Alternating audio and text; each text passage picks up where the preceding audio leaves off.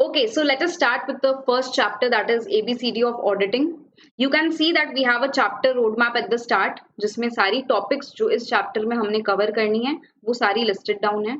The purpose of this roadmap is, suppose you want to revise a particular topic exam के पहले, या आपको कोई चीज याद नहीं आ रही, अरे professional judgment क्या होता है मुझे याद नहीं आ रहा, तो you can just skip to the fourth topic. आप सीधा fourth topic में जाके revise कर सकते हो. This is the chapter road map या फिर चैप्टर का खजाना आप इसे कह सकते हो. आपको हमेशा पता होना चाहिए कि एक चैप्टर हम जब पढ़ेंगे तो उसके अंदर क्या क्या टॉपिक्स कवर होने चाहिए, like that should be on your finger tips. सबसे इंपॉर्टेंट होता है किसी भी सब्जेक्ट पे कमांड लाने का, आपको हर चैप्टर के अंदर क्या है वो पूरा कोर पता होना चाहिए. देन टॉपिक के अंदर क्या है वो तो ऑफकोर्स पता होगा ही. तो लेके प्रभु का नाम शुरू करते हैं ऑडिट का first important concept, that is the meaning of audit. Before starting आपको मुझे ये प्रॉमिस करना है, अपने आप को प्रॉमिस करना है, that you will do this course very sincerely. आप सारी क्लासेस अच्छे से देखोगे, सारे कॉन्सेप्ट को समझोगे अच्छे से, बीच में नींद नहीं लोगे, ठीक है. थोड़ा थियोरेटिकल सब्जेक्ट है तो टेंडेंसी होती है कि हमें झपकियां आ सकती है, बट ऐसा नहीं होगा. देख रहे हो आप कितनी कलरफुल मैट आपके लिए बनाई गई है, और ऐसे भी मैं भी बहुत जोश में पढ़ाने वाली हूँ, तो आपको नींद तो बिल्कुल नहीं आएगी. बट फिर भी अगर आए, फिर भी लाइक अगर आपको बहुत ही ज्यादा लगे तो भी आप प्रॉमिस करिए खुद से कि you will be very sincere in the class. ऐसा समझिए कि मैम आपके सामने है, आपको फेस टू फेस ही पढ़ा रही है, आपको वही फीलिंग आनी चाहिए. जितने भी टेस्ट मैं लूंगी आप उसको सिंसियरली अटेम्प्ट करेंगे, जो होमवर्क दूंगी रिवीजन करने के लिए कहूंगी आप सब कुछ ठीक से करेंगे, तब गाइज आई अश्योर यू कि आप ऑडिटिंग में बहुत अच्छा स्कोर कर सकते हैं, प्रोवाइडेड आप मेरे सारे गाइडेंस और मेथोडोलॉजीज को फॉलो करेंगे. ठीक है, चलो बहुत ज्ञान की बातें हो गई. ओरिएंटेशन क्लास से ही मैम ज्ञान देते आ रही है, ओरिएंटेशन क्लास हो गई, हमने audit process and the reason of audit को समझ लीजिए. अब मैम प्लीज हमारे कोर्स को स्टार्ट कर दीजिए. तो चलिए विदाउट एनी फर्दर अडो हम स्टार्ट करते हैं with our first topic, that is audit. This is actually the definition of audit. You can just have a single colored pen जैसा मैंने आपको बोला, ताकि कुछ एडिशनल जो मैं लिखूंगी यहाँ पे वो आप भी यहाँ अपने बुक में लिख सके. ठीक है, so this definition is as per SA 200. ठीक है, जैसा मैंने आपको फर्स्ट ओरिएंटेशन क्लास में बताया, you are having certain standards on auditing in your syllabus. ऐसे मतलब हो गया स्टैंडर्ड्स ऑन ऑडिटिंग. तो ये जो स्टैंडर्ड्स ऑन ऑडिटिंग SA 200 है, जैसे आपके अकाउंटिंग स्टैंडर्ड्स होते हैं AS1 AS2, उनकी सीक्वेंसिंग होती है, वैसे ही काफी सारे स्टैंडर्ड्स ऑन ऑडिटिंग है, जिसमें इंट्रोडक्टरी स्टैंडर्ड्स कुछ हैं, उसमें SA 200 एक है. तो अकॉर्डिंग टू SA 200 ऑडिट का ये जो डेफिनेशन है वो दिया गया है. डेफिनेशन क्या बोलते हैं चलिए देखते हैं. Technical definition, it is an independent examination. ठीक है, what is audit? It is an independent examination of what? Independent examination किस चीज की? अभी गाइस आप ये चीज समझ लीजिए, ऑडिट हम जब पढ़ रहे हैं that means it's financial statements audit. जब तक मैं अदरवाइज स्टेट ना करूं it is financial statements audit. So it is an independent examination of what? Of financial information. Of financial information. Ma'am financial statements अभी तक तो आप बता रहे थे, अब अचानक फाइनेंशियल इंफॉर्मेशन क्यों? Financial information includes two things. Number one, accounting records. Number two, financial statements. जैसा मैंने आपको प्रोसेस ऑफ ऑडिट में बताया था, फाइनेंशियल स्टेटमेंट्स किस चीज से बनते हैं? अंडरलाइंग अकाउंटिंग रिकॉर्ड से फाइनेंशियल स्टेटमेंट्स बनते हैं. तो independent examination of financial information which includes both accounting records and financial statement. तो एक बार फिर बताती हूँ, ऑडिट मतलब क्या? It is an independent examination. Ma'am independent क्यों? मैंने हाईलाइट भी किया यहाँ पे, इंडिपेंडेंट क्यों? Independent because it is conducted by an independent professional person. जब कोई पर्सन इंडिपेंडेंट होता है इसका मतलब ये नहीं कि आजाद, आप जो लिटरल मीनिंग इंडिपेंडेंस का होता है कि आजादी किसी को मिल जाती है, that is independence, freedom. But यहाँ पे इंडिपेंडेंट का मतलब हुआ कि जो पर्सन ऑडिट करेगा ना उसका कोई रिश्ता नाता नहीं है कंपनी के साथ में या ऑर्गेनाइजेशन के साथ में. वो बहुत ही इंडिपेंडेंटली यानी कि बहुत without being affected by outside influences अपने खुद के विचारों के हिसाब से वो ऑडिट करते हैं। उसको कोई कहने वाला नहीं कि आप इस तरह से करो, ऐसे करो, हमारी फाइनेंशियल स्टेटमेंट्स में गड़बड़ है, मैनेजमेंट कहेगी हमारी फाइनेंशियल स्टेटमेंट्स में गड़बड़ है, बट प्लीज आप ऐसा कर दो ना कि आप रिपोर्ट में लिख दो कि सब सही है। ऐसा नहीं हो सकता। Audit is an independent examination, nobody can influence it. ठीक है, एग्जामिनेशन यानी कि checking, independent examination of what subject matter क्या होगा ऑडिट का, इट इज फाइनेंशियल इंफॉर्मेशन। अब ऑडिट होगी किसकी, कौन से चीज की ऑडिट होगी, फाइनेंशियल इंफॉर्मेशन की। किस एंटिटी की ऑडिट होगी, किसी भी एंटिटी की हो सकती है। मैम सिर्फ कंपनी की ही होती है क्या ऑडिट, सिर्फ कंपनी की होती है? नहीं, कोई भी एंटिटी की हो सकती है। वो सोल प्रोप्राइटरशिप भी हो सकता है, पार्टनरशिप भी हो सकती है, एक सोसाइटी भी हो सकती है, जैसे आपकी जो कॉम्प्लेक्स की सोसाइटी है, लोकेलिटी की एक सोसाइटी है, उसकी भी ऑडिट हो सकती है, कोई क्लब की भी ऑडिट हो सकती है, सिनेमा हॉल की भी हो सकती है, बैंक की भी हो सकती है, गवर्नमेंट की भी होगी। ठीक है, audit can be done of any entity. तो नेक्स्ट क्या पॉइंट है, any entity. Subject matter of our audit is financial information. Financial information of which entity? Any entity, irrespective of its legal form. यानी legal form मैंने जो अभी बोला वो सब लीगल फॉर्म्स थे अलग अलग, किसी प्रोप्राइटरशिप कंसर्न की ऑडिट, पार्टनरशिप की ऑडिट, कंपनी की ऑडिट, ट्रस्ट की ऑडिट, तो किसी की भी ऑडिट हो सकती है इररिस्पेक्टिव ऑफ इट्स साइज और लीगल फॉर्म। आपके घर के आजू बाजू कोई पान वाले की शॉप है, क्या उसकी भी ऑडिट हो सकती है?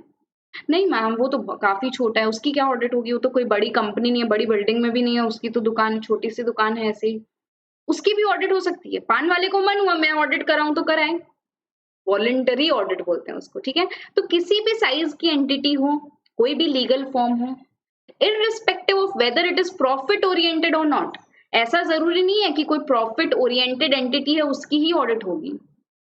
कोई नॉन प्रॉफिट ओरिएंटेड ऑर्गेनाइजेशन, जिसको एनपीओ हम बोलते हैं ना, आपने पढ़ा होगा क्लास 11-12 में, एनपीओ नॉन प्रॉफिट ऑर्गेनाइजेशन, यानी कि कुछ एनजीओज हो गए, ठीक है, चैरिटेबल इंस्टीट्यूशंस हो गए, उनका ऑब्जेक्टिव प्रॉफिट कमाना, गेन्स करना नहीं है, उनका ऑब्जेक्टिव नॉन प्रॉफिट है। ठीक है, सोसाइटी की भलाई करना, वेलफेयर करना, तो उनकी भी ऑडिट होती है, उनकी भी ऑडिट हो सकती है। So again, let's repeat. आप मेरे साथ बोलेंगे what is audit? It is number one, an independent examination of what? Of financial information. Of which entity, ma'am? Of any entity, irrespective of its legal size, form, irrespective of whether it is profit oriented or not. अब audit होगी क्यों? For the expression of an opinion. Audit क्यों होगी? For the expression of an opinion. जैसा मैंने आपको बताया orientation आपकी प्रोसेस ऑफ ऑडिट की क्लास में कि for expression of opinion audit कराई जाती है, expression of opinion on the financial statements. ये हो गया ऑडिट का definition as per SA 200। Let us repeat this for one last time आज की क्लास में। What is audit? हम लिखेंगे क्या? As per SA 200। SA 200 का नाम क्या है वो हम नेक्स्ट चैप्टर के अंदर जब SA 200 पढ़ेंगे उस टाइम मैं आपको बताऊंगी। As per SA 200, audit is an independent examination of financial information of any entity, irrespective of its legal size or form, irrespective of its legal form or size, whether it is profit oriented or not, with a view for expression of an opinion thereon. Audit क्यों कराई जाती है? For expression of an opinion. ठीक है, अभी मैं आपको short में एक बार बताऊंगी ऑडिट और एश्योरेंस का क्या डिफरेंस होता है। ठीक है, ये हमारे इस ABCD ऑफ ऑडिटिंग का पार्ट नहीं है, फिर भी मुझे एक बार आपको बताना है ऑडिट और एश्योरेंस में डिफरेंस क्या होता है। आपका सब्जेक्ट का नाम क्या है? Auditing and assurance. हालांकि एश्योरेंस का कोई पार्ट आपके सिलेबस में नहीं है एज सच, बट फिर भी मैं एक ब्रीफ आपको डिफरेंस बताती हूँ ऑडिट और एश्योरेंस में क्या होता है। Assurance is a wider concept जिसका ऑडिट एक हिस्सा है। ठीक है, assurance is a wider concept जिसका ऑडिट एक हिस्सा आप कह सकते हो। Audit is conducted with a view to express an opinion on the financial statements, अगर हम फाइनेंशियल स्टेटमेंट ऑडिट की बात करें। और अश्योरेंस क्या होता है? अश्योरेंस फाइनेंशियल स्टेटमेंट पूरे के ऊपर वो जरूरी नहीं है, किसी एक पर्टिकुलर एलिमेंट के ऊपर हो सकता है। यानी कि आप कंपनी का जो रिस्क मैनेजमेंट सिस्टम है ना, उसके ऊपर एक अश्योरेंस दो। आप कंपनी का जो cash and bank balance maintenance system है उसके ऊपर अश्योरेंस दो। बट ऑडिट क्या है? ऑडिट इज एक्चुअली पूरे फाइनेंशियल स्टेटमेंट्स के ऊपर। अभी आपको लग रहा होगा कि मैम इसमें तो हमें ऑडिट वाइडर कॉन्सेप्ट लग रहा है, अश्योरेंस छोटा लग रहा है। नहीं, ऐसा नहीं होता है। अश्योरेंस दो तरह के होते हैं एक्चुअली। एक होता है रीजनेबल अश्योरेंस एंगेजमेंट, एक होता है लिमिटेड अश्योरेंस एंगेजमेंट। क्या बोला मैंने?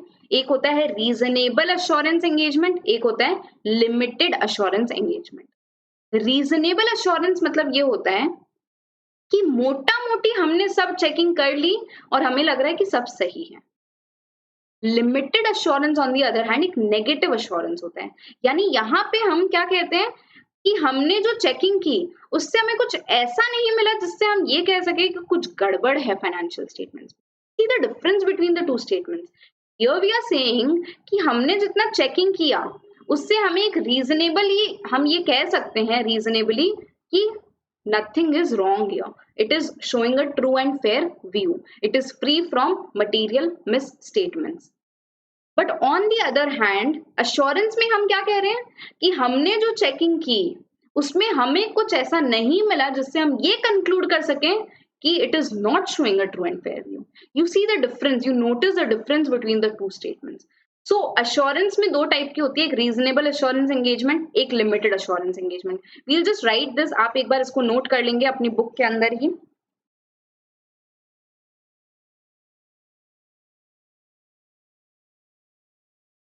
assurance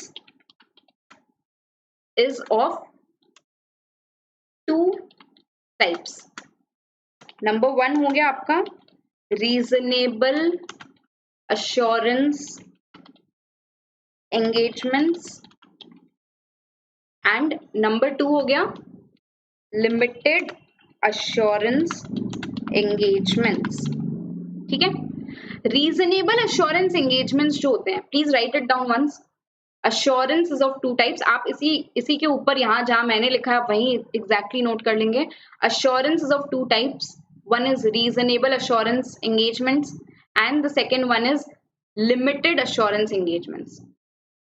reasonable assurance engagements में लिखेंगे example audit of FS यानी audit of financial statements, और limited assurance engagements के लिए आप लिखेंगे रिव्यू ऑफ फाइनेंशियल स्टेटमेंट।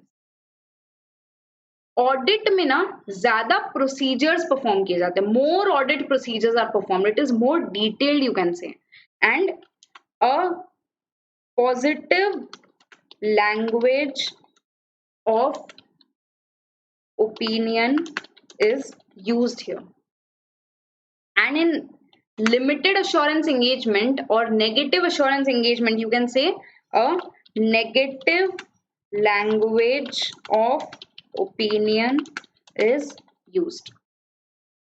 ठीक है, so this is about the difference between assurance and engagement। you can also note one more thing, assurance is a wider concept than auditing।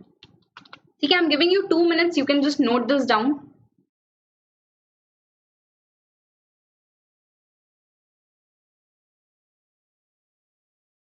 Just a moment। yes, आप इसको note down कर सकते हैं।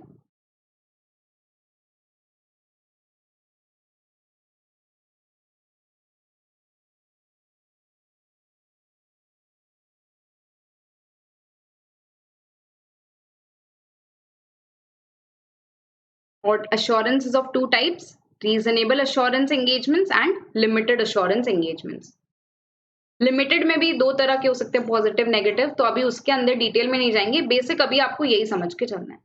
ठीक है, I hope you have written this.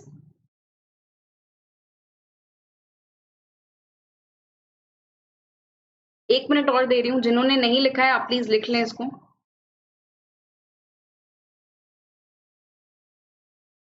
Assurance के भी कुछ स्टैंडर्ड्स होते हैं, जैसे स्टैंडर्ड्स ऑन ऑडिटिंग होते हैं एसएज, वैसे अश्योरेंस के लिए भी अलग से स्टैंडर्ड्स होते हैं। इन पूरे को मिला के ही engagement and quality control standards बोला जाते हैं। तो अश्योरेंस के रिलेटेड जो स्टैंडर्ड्स है वो सब आप फाइनल लेवल में पढ़ोगे। थोड़े जब और बड़े हो जाओगे, सीए फाइनल में चले जाओगे, तब आप अश्योरेंस के भी एंगेजमेंट स्टैंडर्ड्स को पढ़ोगे। ठीक है, आई बिलीव आपने लिख लिया है। चलो नेक्स्ट कॉन्सेप्ट हम स्टार्ट करते हैं, that is second concept of auditor. बहुत सिंपल है ये, इसमें ज्यादा कुछ बोलने का नहीं है। कौन है auditor? Who is an auditor? Auditor is the person who conducts audit. This is a simple definition. Auditor is a person who conducts audit. But हमेशा जरूरी नहीं पर्सन होगा, फर्म भी हो सकती है। ठीक है, आपको पता होगा सीए फर्म्स कई सारी होती है। Like if you know who are the top 4 CA firms in the country, top 4 CA firms की अगर हम बात करें तो बताइए। चलिए ये होमवर्क है आपका। ठीक है, टॉप 4 सीए फर्म्स इंडिया में कौन सी है, आपको ये फाइंड आउट करना है। नेक्स्ट क्लास में मैं आपको बताऊंगी ये। ठीक है, ऐसे सस्पेंस रखेंगे तो आपको भी थोड़ा सा खोजने में मजा आएगा। कुछ स्टूडेंट्स को ऑलरेडी पता होगा, जिनको नहीं पता है यू डू सम रिसर्च। ठीक है, रिसर्च का एक सिनोनिम आजकल हो गया, गूगलिंग करेंगे, गूगल करेंगे। ठीक है, तो आप गूगल कर लीजिए, बट रिसर्च करिए, सर्च करिए and then note it down in your book only. Next class में हम इसको चर्चा करेंगे इसके ऊपर, टॉप 4 सीए फर्म्स कौन सी है इंडिया में। Coming back to our topic, auditor. Auditor is a person or firm who conducts audit, usually the engagement partner. ठीक है, पर्सन या फर्म, चार्टर्ड अकाउंटेंट फर्म ही होती है। अभी हम लोग स्टैट्यूटरी ऑडिट की बात करें तो स्टैट्यूटरी ऑडिट यानी जो फाइनेंशियल स्टेटमेंट्स की ऑडिट होती है वो सिर्फ सीएज ही कर सकते हैं, सिर्फ अपने कर सकते हैं। Like you should be proud of it कि सिर्फ हमारी फ्रेटर्निटी ऐसी है जिनको ये काम दिया गया है। मतलब बहुत रिस्पॉन्सिबल जॉब है। रिमेंबर मोदी जी ने बोला था कि मेरे सिग्नेचर से भी ज्यादा इंपॉर्टेंट एक चार्टर्ड अकाउंटेंट का सिग्नेचर है। Why was that so?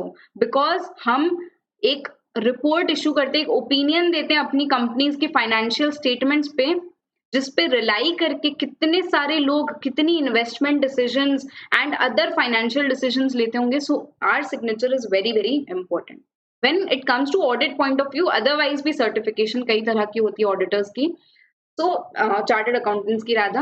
coming back to auditor, who is auditor? generally the engagement partner, इनको बोलते हैं engagement partner। अगर एक पार्टनरशिप फर्म है, ठीक है, नॉट प्रोप्राइटरशिप, अगर एक पार्टनरशिप फर्म है उसमें कई सारे पार्टनर्स होते हैं। ठीक है, CA, CAB, CAC ऐसे करके कई सारे पार्टनर्स हैं। तो अब ABC में से ऑडिटर कौन होगा? ITC लिमिटेड का। अगर ITC लिमिटेड को हम लेके चले तो ITC लिमिटेड का ऑडिटर या तो A होगा या B होगा या C होगा। ठीक है, the entire firm is actually being appointed, but the engagement partner कौन होगा? engagement partner से ऑडिटर A है, CA is the auditor of ITC limited, उसको कहते हैं हम engagement partner। engagement partner is the person who is actually responsible for the performance of audit, जिसके निगरानी में ऑडिट होगी, जो एक्चुअली ऑडिट रिपोर्ट को साइन करेगा। फर्म थोड़ी साइन कर सकती है। अगर ABC नाम की एक फर्म है, क्या फर्म ऑडिट रिपोर्ट को साइन कर सकती है? नहीं। आपने पढ़ा होगा कि partners are severally and jointly liable for the actions of the firm, but sign तो एक ही जन करेगा ना। तो साइन कौन करेगा? से CA करेगा। तो that CA is known as the engagement partner. एक बार पढ़ते हैं। Engagement partner refers to the partner और other person in the firm. Other person क्यों लिखा है? कोई भी दूसरा पर्सन जो पार्टनर नहीं है मे बी, बट उसको साइन करनी है ऑडिट की रिपोर्ट। तो engagement partner is the partner और other person in the firm who is of course chartered accountant होना चाहिए। ठीक है, who is responsible for audit engagement and its performance. जो ऑडिट एंगेजमेंट है, ऑडिट एंगेजमेंट क्यों बोलते हैं? ऑडिट की असाइनमेंट को ना टेक्निकल वर्ड्स में ऑडिट एंगेजमेंट बोलते हैं। So you have to learn this technical term audit engagement. So the partner is responsible for the audit engagement and its performance and for the auditor's report that is issued on behalf of the firm. Audit report is also being signed by the engagement partner, although the firm's name is also being given. ठीक है, जैसे signing कैसे होगी audit report की? Signed by CAA on behalf of suppose Messrs ABC and company, CO मतलब partnership firm. तो इस तरह से ऑडिट रिपोर्ट साइन होगी on behalf of the firm and this engagement partner where required has the appropriate authority from a professional legal और regulatory body. ठीक है, जैसे प्रोफेशनल बॉडी कौन सी हो गई CS के केस में? Institute of chartered accountants of India. तो ये जो एंगेजमेंट पार्टनर है इनके पास कुछ पावर्स, कुछ अथॉरिटीज दी गई है बाय द ICAI और बाय एनी लीगल और रेगुलेटरी अथॉरिटी। जैसे अगर बैंक की ऑडिट होती है तो RBI एक्ट ने कई सारी पावर्स दे रखी है बैंक ऑडिटर्स को। कंपनी की ऑडिट होती है तो कंपनीज एक्ट ने कई सारी अथॉरिटीज पावर्स दे रखी है कंपनी ऑडिटर यानी चार्टर्ड अकाउंटेंट को। तो इस तरह से हु इज ऑडिटर, एक बार अगर हम सम अप करें, द पर्सन और firm who is responsible for the performance of audit, who actually conducts the audit, and who is this person या फिर फर्म में कौन सा पर्सन होता है, एंगेजमेंट पार्टनर इनको कहते हैं। एक बार फिर से बोलिए क्या कहते हैं, engagement partner. Who is the engagement partner? Who is responsible for the performance of the audit engagement and the report which is being issued on behalf of the firm. And this person also has certain authorities being granted by professional bodies, legal or regulatory bodies. तो ये हो गया हमारा दो concepts, number one is audit and the second one is auditor. इसके बाद में हम डिस्कस करेंगे third concept which is the auditors independence. ठीक है, आइए अब हम डिस्कस करते हैं the third concept that is auditor's independence. ठीक है, रिमेंबर हमने ऑडिट के डेफिनेशन में पढ़ा था कि audit is what, it is an independent examination. Audit क्या है, it is an independent examination. तो ऑडिट तो इंडिपेंडेंट होनी ही चाहिए, उसके लिए जरूरी है कि जो ऑडिटर हो वो इंडिपेंडेंट हो। ठीक है, ऑडिटर को हमेशा इंडिपेंडेंस मेंटेन करनी है।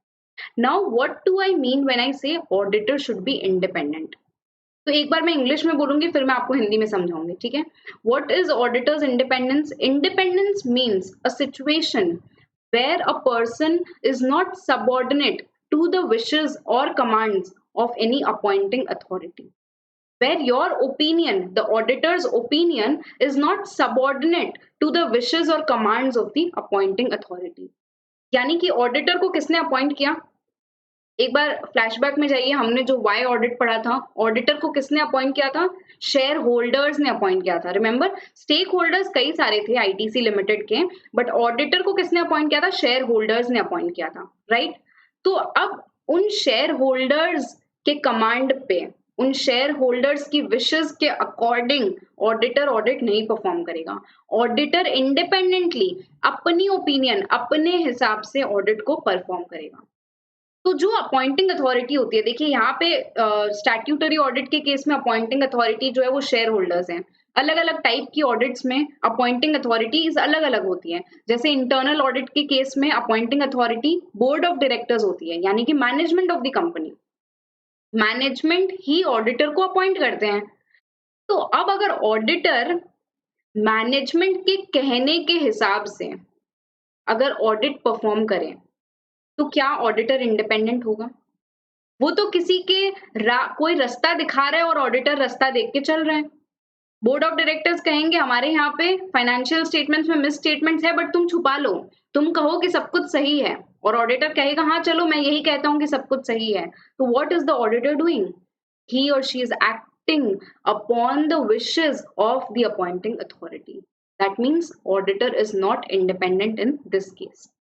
So again, what does auditor's independence means? Independence means the opinion is not subordinate to the wishes or commands of the appointing authority. ठीक है? The auditor's independence, what does it do? It safeguards the auditor's ability to form the audit opinion without any influences. बिना किसी external factor के influence हुए, खुद के हिसाब से, खुद की जजमेंट, दिमाग लगा के, बुद्धि लगा के जो ओपिनियन आएगी हम वही देंगे। हम किसी के दबाव में आके, सबऑर्डिनेट मतलब क्या हुआ? किसी के दबाव में आके हम काम नहीं करेंगे। देखिए दबाव में ऑडिटर कैसे आ सकता है? आप लोग के दिमाग में ये क्वेश्चन आ सकता है कि मैम दबाव में ऑडिटर क्यों आएगा? ऑडिटर को रेम्यूनरेशन या फीस कौन दे रहे हैं? मैनेजमेंट दे रही है। ऑडिटर को हो सकता है नए क्लाइंट्स उस मैनेजमेंट के नेटवर्क के थ्रू मिले। तो इस तरह से क्या हो सकता है? ऑडिटर की जो इंडिपेंडेंस है वो दबाव में आके मैनेजमेंट के भी काम कर सकता है, जो कि ऑडिटर को नहीं करना। ऑडिटर को क्या करना है? अपनी जो इंडिपेंडेंस है उसको मेंटेन करना है। Now independence is required through out the audit. And एक और चीज मैं बताऊं, ऑडिटर्स इंडिपेंडेंस में सिर्फ एंगेजमेंट पार्टनर को इंडिपेंडेंट नहीं होना है। ऑडिटर कौन था? Engagement partner. Remember the second concept, auditor कौन था? Engagement partner. तो एंगेजमेंट पार्टनर को सिर्फ इंडिपेंडेंट नहीं होना है, उसकी पूरी जो ऑडिट टीम होती है ना, टीम, जितने भी असिस्टेंट्स होंगे उसके, को ऑडिटर्स उसके होंगे, को ऑडिटर्स एज एन उसके जो फेलो टीम मेंबर्स होंगे, उन सभी को इंडिपेंडेंट रहना है, बिकॉज वो सारे मिल के ऑडिट को परफॉर्म करने वाले हैं। तो auditor's independence means the opinion is not subordinate to the wishes or commands of the appointing authority. Now independence has been classified into two types. अच्छा, एक चीज मैं आपको बताऊं यहाँ पे, आप ये मत समझिए कि चैप्टर का नाम है एबीसीडी ऑफ ऑडिटिंग, आज तो सिर्फ बेसिक कॉन्सेप्ट्स हो रहे हैं, इसमें तो एग्जाम में कुछ आएगा नहीं, तो let us not pay attention, चलेगा। सबसे पहले तो एबीसीडी है, बिना एबीसीडी जाने आप आगे के चैप्टर्स अच्छे से नहीं पढ़ पाओगे। ये तो एक बात हो गई, ठीक है, जो कुछ बच्चों को समझ आ रही है, और जिनको ये नहीं समझ आ रहा उनके लिए मैं बता दूं, इससे भी एग्जामिनेशन में क्वेश्चन पूछे जा सकते हैं। मैंने कुछ चैप्टर्स के टॉपिक को निकाल के इधर डाल दिया बिकॉज मुझे लगता है ये पहली क्लास में ही बताना जरूरी है। तो ये टॉपिक्स भी इंपॉर्टेंट है, स्पेशली आप ऑडिटर्स इंडिपेंडेंस, ये जो टॉपिक है इसको आप मार्क करके रखें, इसको आप इंपॉर्टेंट मार्क करके रखें। ऑडिटर्स इंडिपेंडेंस मुझे लगता है is a probable question for your examination, इसको पूछा जा सकता है। What is auditor's independence and what are the types? Basically दो इंटरलिंक्ड कॉन्सेप्ट्स होते हैं ऑडिटर्स इंडिपेंडेंस के, one is independence of mind, second is independence in appearance. एक बार फिर बोलेंगे, क्या दो कॉन्सेप्ट्स हैं? Independence of mind and independence in appearance. Once more, independence of mind, independence in appearance, एक माइंड का और एक अपीयरेंस का। चलिए अब समझते हैं दोनों चीज होती क्या है। इंडिपेंडेंस ऑफ माइंड क्या होता है? इंडिपेंडेंस ऑफ माइंड, आप इसको लिखेंगे यहाँ पे, एक चीज नोट करेंगे इंडिपेंडेंस ऑफ माइंड के लिए, it is internal to the auditor. What is it? It is internal to the auditor. And independence in appearance के लिए नोट करेंगे, it is external to the auditor. ठीक है, एक हो गया, it is independent, independence of mind is internal and independence of appearance, independence in appearance is external. अब मैं समझाती हूँ दोनों चीज क्या है। Independence of mind means you as an auditor should believe and should feel that you are independent of this entity. ठीक है, यानी कि आप अपने किसी बहुत ही क्लोज फ्रेंड के ऑडिट एंगेजमेंट को नहीं एक्सेप्ट करेंगे। उसकी एक बहुत बड़ी चलो कंपनी है, उसने कहा कि तू सीए बन गया, तू चल मेरी कंपनी की ऑडिट कर दे। ठीक है, चलिए दो फ्रेंड समझ लीजिए, इमेजिन करिए अभी साथ में पढ़ रहे हैं। ठीक है, एक फ्रेंड जो है वो क्वालिफाई करके चार्टर्ड अकाउंटेंट बन गया, दूसरा फ्रेंड जो उसने अपनी स्टार्टअप कंपनी खोल के उसको बहुत ग्रो कर लिया। फिर एक दिन मिले किसी पार्टी के अंदर, कहा यार तू तो चार्टर्ड अकाउंटेंट बन गया, मैं एक एंटरप्रेन्योर बन गया, क्यों ना तू ही मेरी कंपनी की आके ऑडिट कर दे। बट वो आपका बहुत क्लोज फ्रेंड है, तो आपको उसकी ऑडिट नहीं एक्सेप्ट करनी चाहिए टू मेंटेन योर इंडिपेंडेंस, क्योंकि आपको पता है अगर मैं उसकी ऑडिट एक्सेप्ट करूंगा कहीं ना कहीं बायस आएगा मन में, कहीं ना कहीं एक भेदभाव आएगा कि कुछ गड़बड़ भी है तो क्यों बतानी है यार, दोस्त है मेरा, दोस्ती पहले है। ठीक है, so this should not happen. The auditor should maintain complete independence of your mind.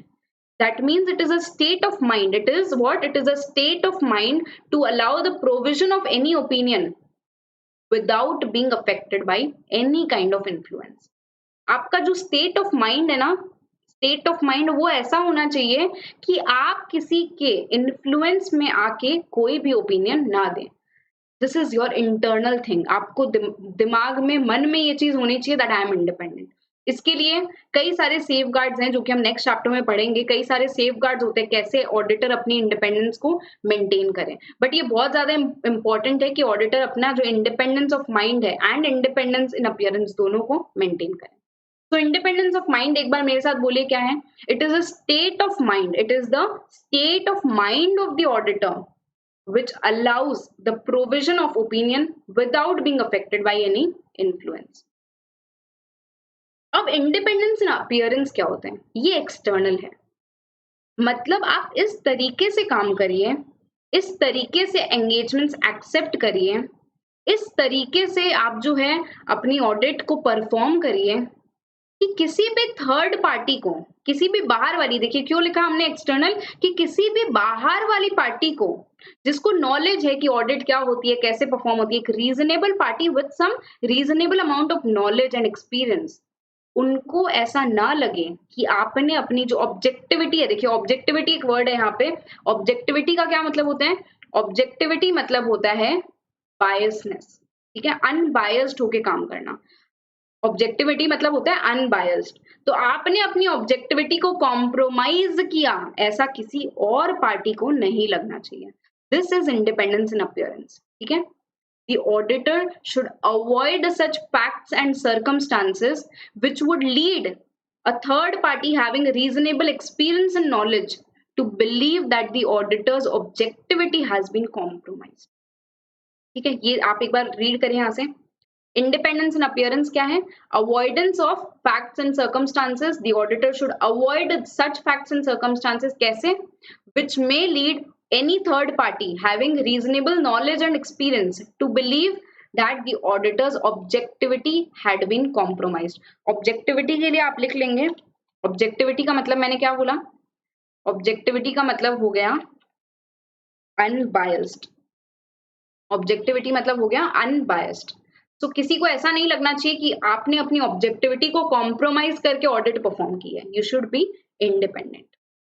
Suppose आपको पता चला कि किसी बड़ी कंपनी का जो ऑडिटर है उसका सीईओ से बहुत ही क्लोज कनेक्शन है.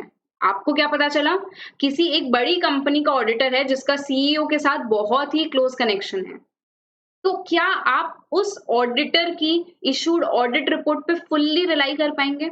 नहीं. आपको कहीं ना कहीं मन में लगेगा क्या कि वो सीईओ ने शायद उसको कुछ इन्फ्लुएंस कर दिया होगा, वो तो क्लोज रिलेटिव्स है या फ्रेंड्स हैं, उनका क्लोज कनेक्शन है, तो हो सकता है उनकी जो रिपोर्ट है वो इतनी अनबायस्ड ना हो, ऑब्जेक्टिव रिपोर्ट ना इशू की हो उन्होंने.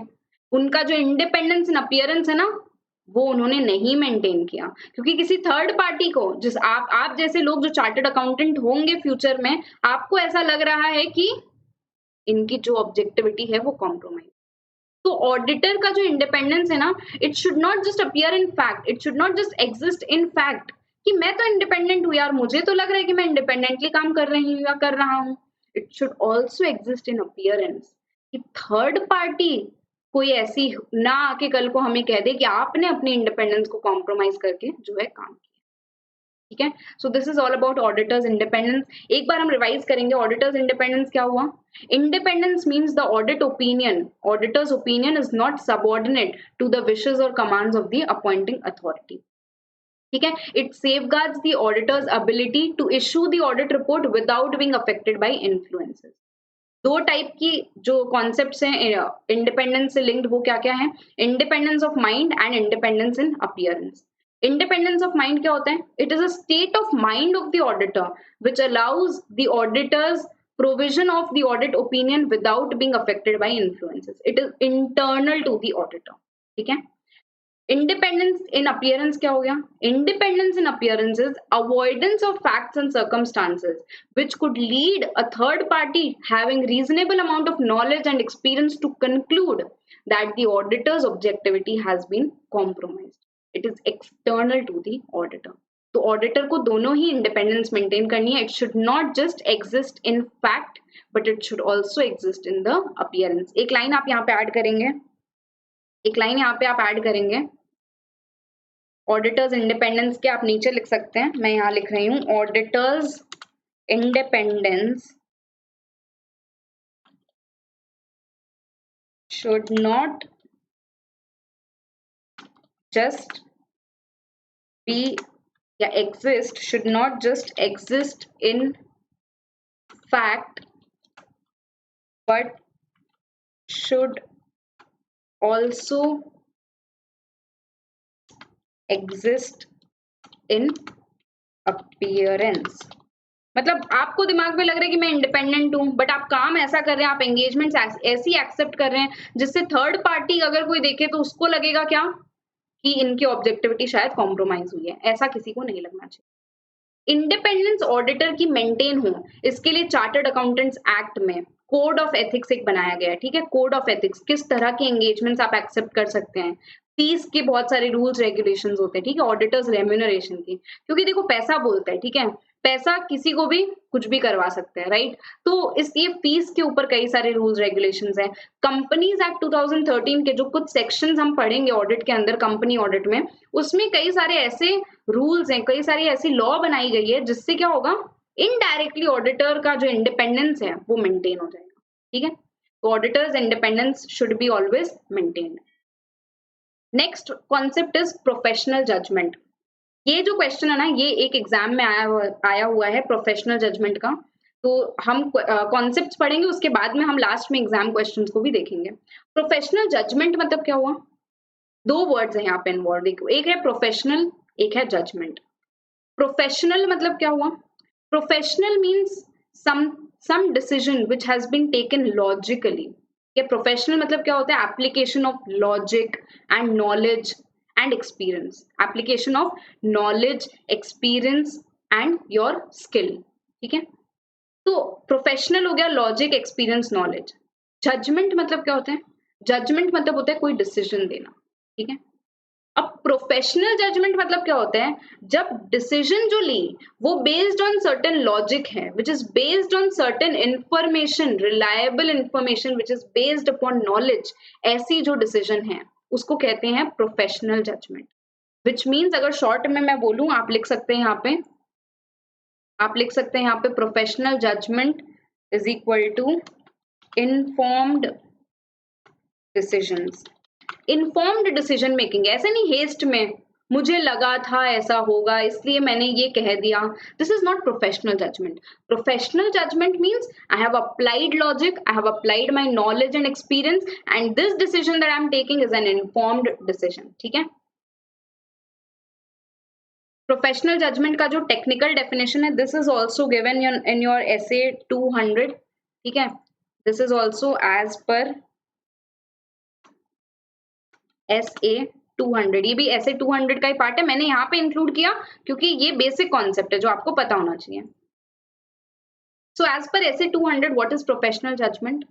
It involves application of knowledge, experience and training, ठीक है। It involves application of knowledge, experience and training in the context provided by auditing, accounting and ethical standards in making the informed decisions, ठीक है। मतलब audit करते हुए, accounts को interpret करने के वक्त हम जो डिसीजंस लेते हैं उसके लिए हम अप्लाई करेंगे क्या? ये तीन चीजें, ये तीन चीजें क्या है? Your knowledge, experience and training, right. इसके लिए आप एक निमोनिक लिख सकते हैं, KET, KET, KET. So application of KET, KET, KET, application of knowledge, experience and training for making informed decisions, इसको कहते हैं प्रोफेशनल जजमेंट। और आगे की क्लासेस में जैसे जैसे हम चैप्टर्स पढ़ेंगे आप देखोगे प्रोफेशनल जजमेंट जो है ना वो कई जगह ऑडिटर्स को यूज करनी पड़ती है। फॉर एग्जाम्पल अगर मैं आपको बताऊं, प्रोफेशनल जजमेंट ऑडिटर को यूज करनी पड़ती है, जैसे यहाँ एग्जाम्पल दिया है, when determining the sample size, when determining the sample size. एक चैप्टर है ऑडिट में, ऑडिट सैम्पलिंग। उसमें क्या होता है ना, जैसे अगर कोई कंपनी में सपोज 1000 परचेज इनवॉइसेस हैं और ऑडिटर को परचेजेस को चेक करना है। Purchases is a financial statement item, profit and loss का, ठीक है। उसको ऑडिटर को चेक करना है, तो वो 1000 परचेज इनवॉइस सारे के सारे चेक करेगा क्या? नहीं। वो क्या कर सकते हैं, उसका एक सैंपल साइज चूज कर सकते हैं। अब उस सैंपल में 1000 में से कौन सी इनवॉइसेस होगी, उसके लिए ऑडिटर अप्लाई करता है प्रोफेशनल जजमेंट, ठीक है। ऐसा नहीं कि चलो ये पिक कर लिया, वो पिक कर लिया, random sampling is also one method, randomly भी चूज किया जा सकता है, but then auditor has to apply professional judgement कि मैं रैंडम सैम्पलिंग क्यों कर रहा हूँ, मैं सिस्टमैटिकली क्यों नहीं चूज कर रहा। तो इस तरीके से लॉजिकल इन्फॉर्म्ड डिसीजंस लेने के लिए professional judgement has to be applied. इसी तरीके से मटीरियलिटी लेवल डिसाइड करते time, see another example is for determining the materiality level. Materiality के लिए आप यहाँ पे लिखेंगे मटीरियलिटी क्या होता है, please right. Materiality is anything which influences the financial decision of users, ठीक है। इसको कहते हैं materiality। Materiality is anything which influences the financial decision of users. Materiality क्या होती है इसको हम डिटेल में, उसका एक स्टैंडर्ड ऑन ऑडिटिंग है ऐसे 320, उसमें डिस्कस करेंगे। अभी के लिए ये समझ के रखिए, कोई भी ऐसी चीज जो फाइनेंशियल स्टेटमेंट के जो यूजर्स हैं, यानी कि स्टेक होल्डर्स, शेयर होल्डर्स हो गए, गवर्नमेंट हो गई, उनकी फाइनेंशियल डिसीजन मेकिंग को इन्फ्लुएंस करेगा, that particular thing is material. अभी अगर आपको याद हो, मैंने आपको जो हाउ टू कंडक्ट ऑडिट में बताया था कि ऑडिटर रिपोर्ट जो इशू करते हैं उसमें रिपोर्ट में ये देखता है whether the financial statements are free from material misstatements. तो वो जो मटेरियल शब्द था ना, उसका क्या मतलब था? ऐसी कोई मिस स्टेटमेंट, यानी ऐसी कोई गलती। मिस स्टेटमेंट क्या होती है मैं बताऊंगी आपको, नेक्स्ट क्लास में शायद हम डिस्कस करेंगे मिस स्टेटमेंट्स क्या होती है।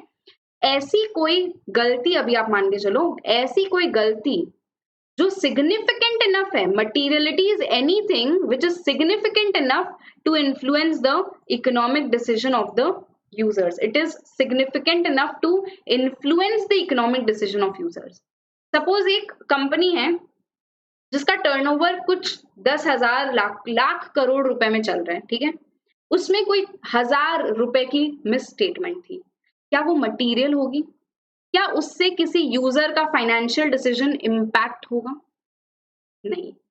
तो इसे कहते हैं मटीरियलिटी लेवल। तो ऑडिटर को अपनी ऑडिट में ना ये मटीरियलिटी लेवल डिसाइड करनी पड़ती है, क्योंकि आप ये नहीं सोच सकते कि एक कंपनी के फाइनेंशियल स्टेटमेंट्स पूरी 100% करेक्ट होगी, उसमें कोई मिस्टेक ही ना हो, कोई मिस स्टेटमेंट ही ना हो, ऐसा नहीं हो सकता है, ठीक है। छोटी मोटी errors and frauds here and there, fraud तो नहीं, फ्रॉड तो बड़ा ही हो गया, चलो एरर्स छोटी छोटी इधर उधर कहीं ना कहीं मिल सकती है। अब ऑडिटर को अपनी प्रोफेशनल जजमेंट अप्लाई करना है to decide the materiality level, कि इस कंपनी में कितना अमाउंट या कौन सी नेचर की चीजें हैं जो फाइनेंशियल स्टेटमेंट यूजर के डिसीजंस के लिए फंडामेंटल है, उनके लिए इंपॉर्टेंट है ये चीजें।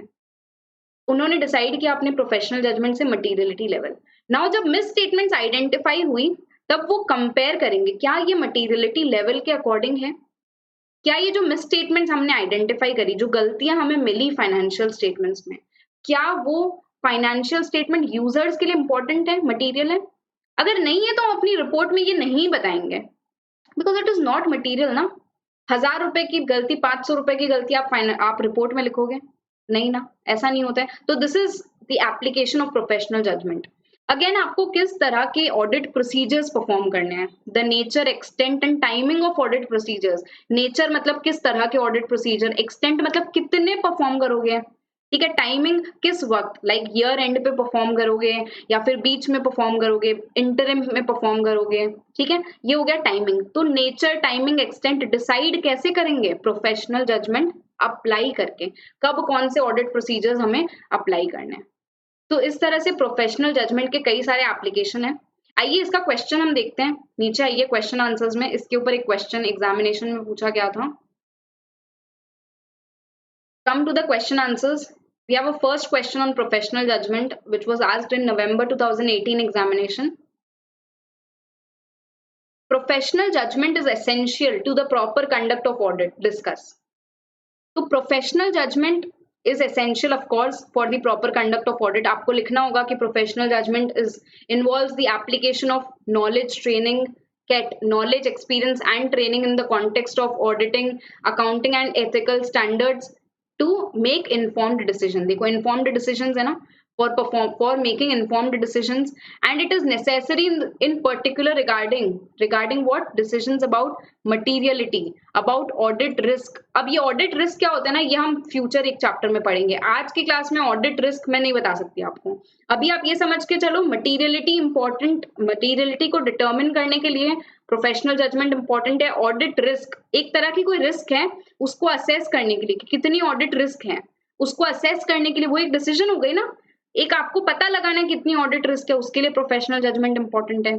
Then nature, timing, extent of audit procedures, evaluating whether sufficient appropriate audit evidence has been obtained and whether more needs to be done to achieve the objectives of the essays. essays मतलब हो गया standards on auditing and thereby the overall objectives of auditor. यानी कि जो audit evidence, remember मैंने बोला था आपको how audit में audit evidence आपको obtain करने पड़ेंगे।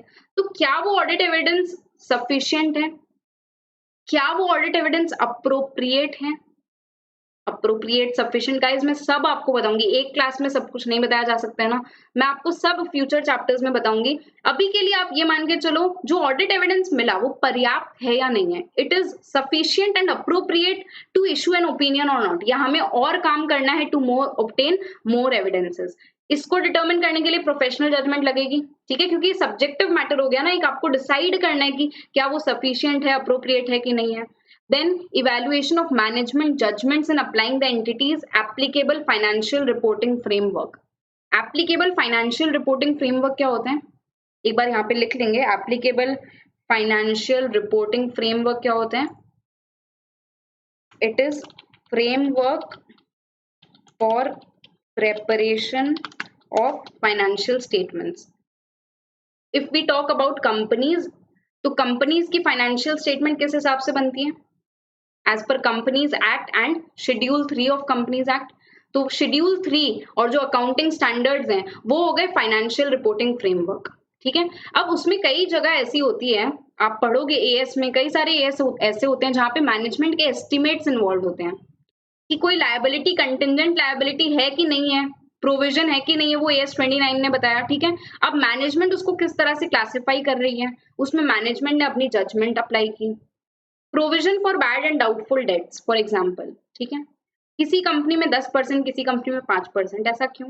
क्योंकि उनके मैनेजमेंट को ऐसा लगता है, ठीक है। तो अब ये मैनेजमेंट जजमेंट सही है कि नहीं है, उसको ऑडिटर कैसे इवैल्यूएट करेगा? Through the application of professional judgement. तो अभी क्वेश्चन क्या था कि प्रोफेशनल जजमेंट जो है वो ऑडिट में कैसे कैसे रेलेवेंट है?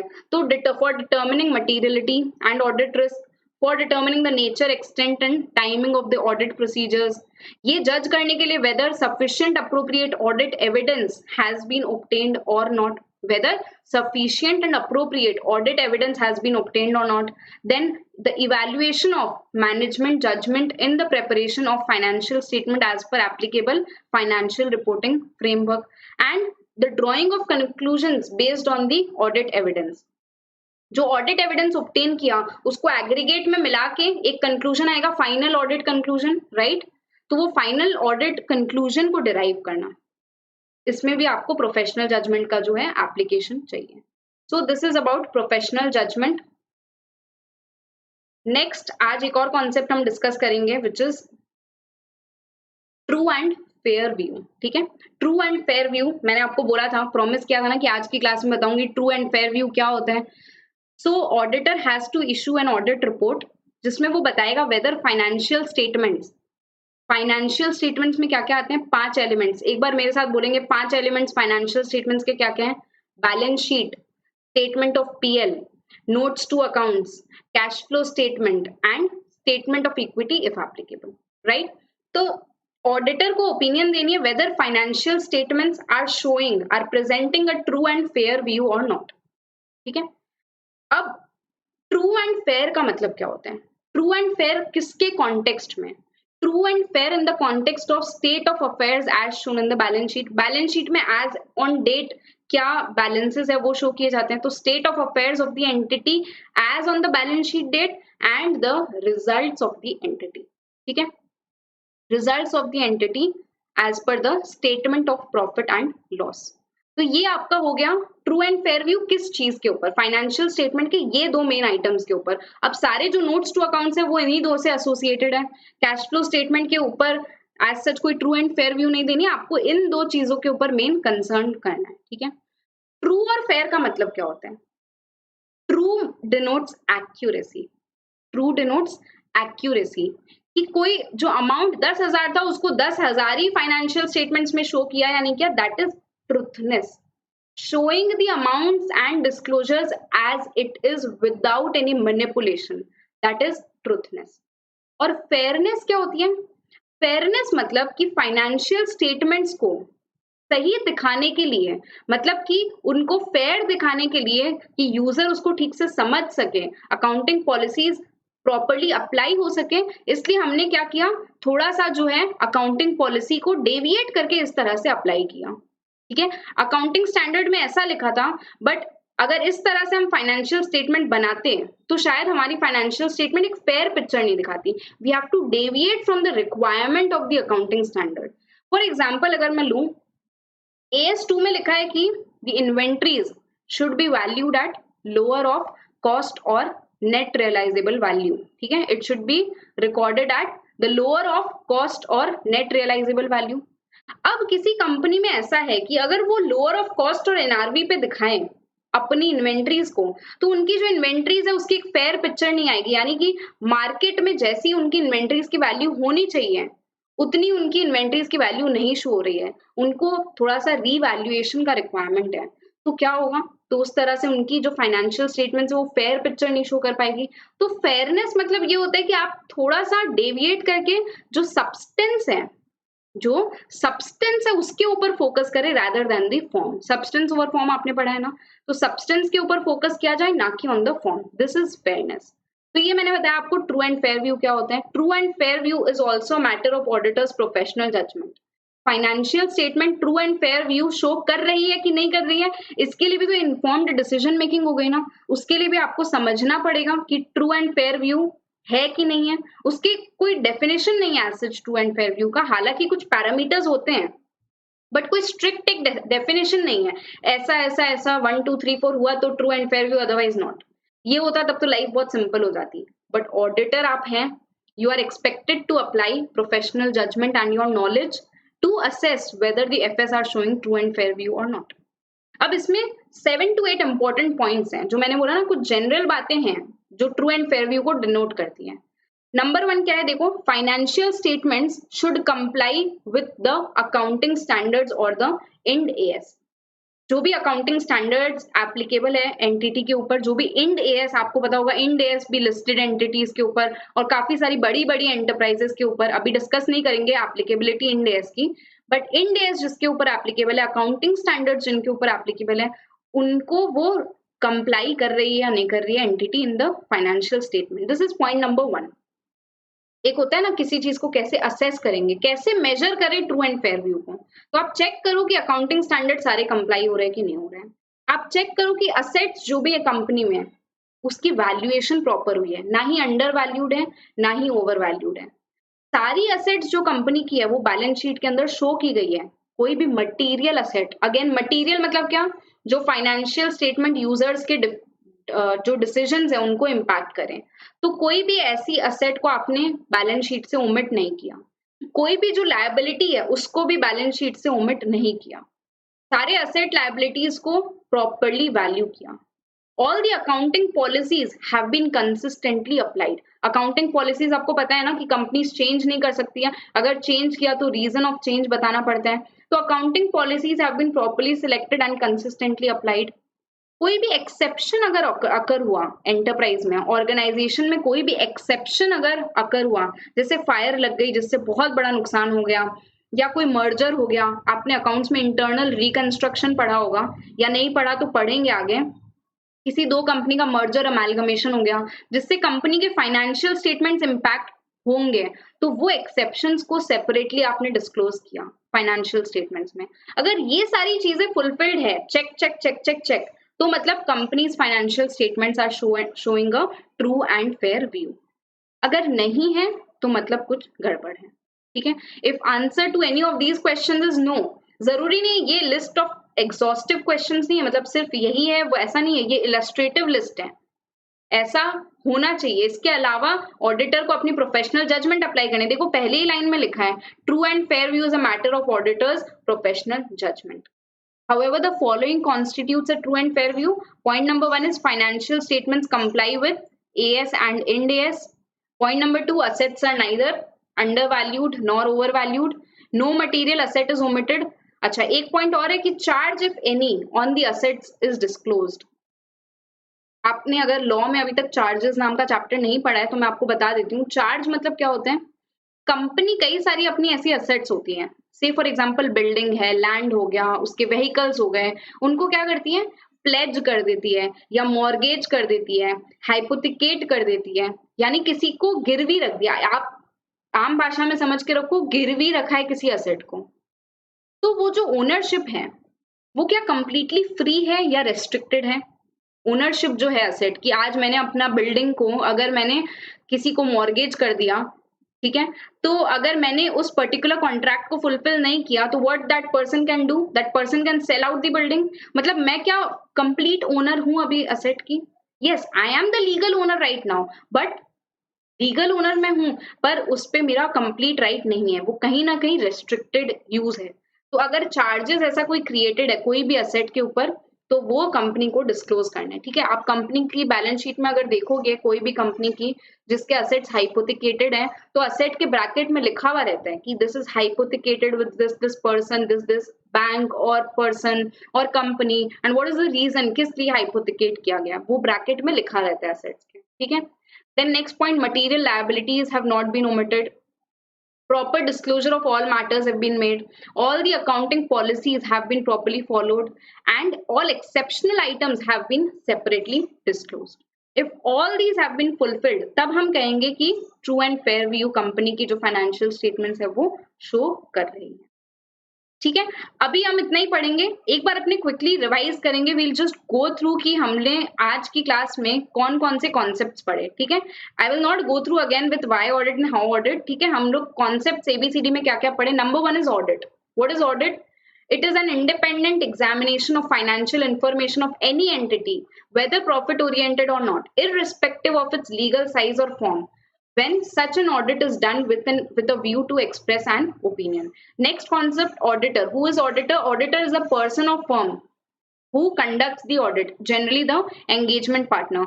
That person is responsible for the performance of audit, also for the report which is being issued, ठीक है। इनके पास कुछ authorities भी होती हैं given by certain legal and professional bodies. Next, auditor's independence क्या होते हैं?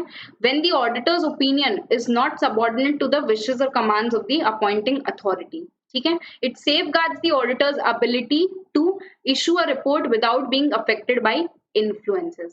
Two concepts of independence, internal concept, external concept. Exam में आप इंटरनल एक्सटर्नल नहीं लिखेंगे, एग्जाम में you write independence of mind, independence in appearance. Mind मतलब क्या? इंटरनली ऑडिटर जो है इंडिपेंडेंट है। State of mind where you can issue an opinion without being affected by any influence. And what is independence in appearance? Avoidance of certain facts and circumstance which would enable a reasonable person having knowledge and skill to conclude कि आपका objectivity was compromised, ठीक है। ये दो concept हो गए auditor independence के। Next, professional judgement क्या है? It is the application of knowledge, experience and training in making informed decisions in the context of auditing, accounting and ethical standards.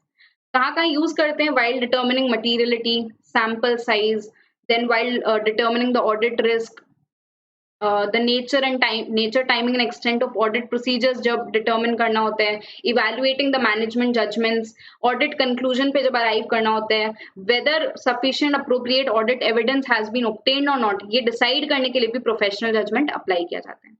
Last आज जो हमने पढ़ा ट्रू एंड फेयर व्यू।